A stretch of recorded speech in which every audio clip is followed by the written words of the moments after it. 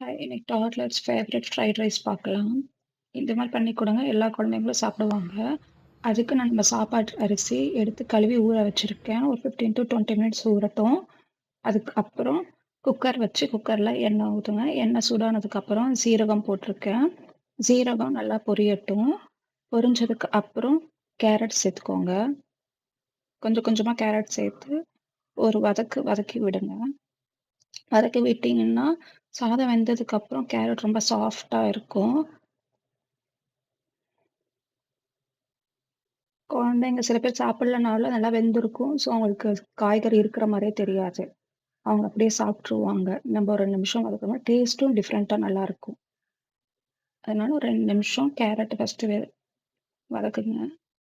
வதக்குனதுக்கு அப்புறம் இப்போ பீன்ஸ் சேர்த்துக்கோங்க. வேற ஏதாவது காய்கறி வேணும்னாலும் இந்த காய்கறி சேர்த்துக்கோங்க. நான் கேரட்டு, பீன்ஸ் மட்டும் இன்னைக்கு சேர்த்துருக்கேன். ஸோ பீன்ஸும் போட்டு ஒரு 2 நிமிஷம் வதக்குங்க. நான் பட்டை, கிராம்பு அதெல்லாம் எதுவுமே சேர்க்கல. ஏன்னா குழந்தைங்களுக்கு குடுக்குறது சில பேத்துக்கு அந்த டேஸ்ட் பிடிக்காது. அதனால நான் ஜஸ்ட் சீரகம் மட்டும் சேர்த்துருக்கேன். சேர்த்துட்டு அவங்களுக்கு என்னெல்லாம் காய்கறி வேணுமோ அதெல்லாம் இதில காலிஃப்ளவரும் சேர்த்துக்கலாம், உருளைக்கிழங்கு சேர்த்துக்கலாம். நான் இன்னைக்கு கேரட்டு, பீன்ஸ் மட்டும் போட்டு ஃப்ரைட் ரைஸ் பண்றேன்.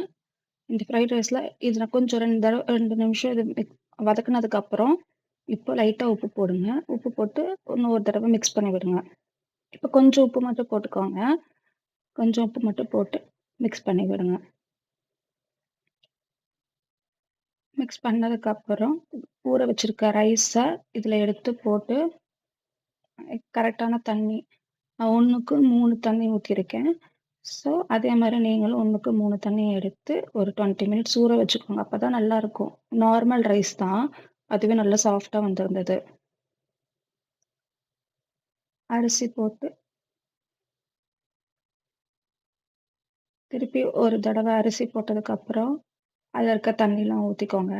ஊத்திட்டு மிக்ஸ் பண்ணிட்டு, லைட்டா டேஸ்ட் பண்ணி பாருங்க.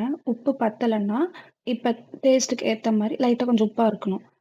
அப்ப டேஸ்ட்டுக்கு ஏத்த மாரி லைட்டா திருப்பி உப்பு போட்டு மிக்ஸ் பண்ணி விட்டுருங்க. மிக்ஸ் பண்ணி மூடி விசில் ஒரு 3 விசில் மட்டும் விடுங்க.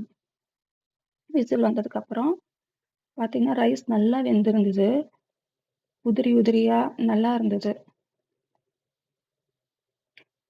கண்டிப்பா யாரும் வேண்டான்னு சொல்ல மாட்டாங்க. இது அப்படியே குடுக்கலாம்.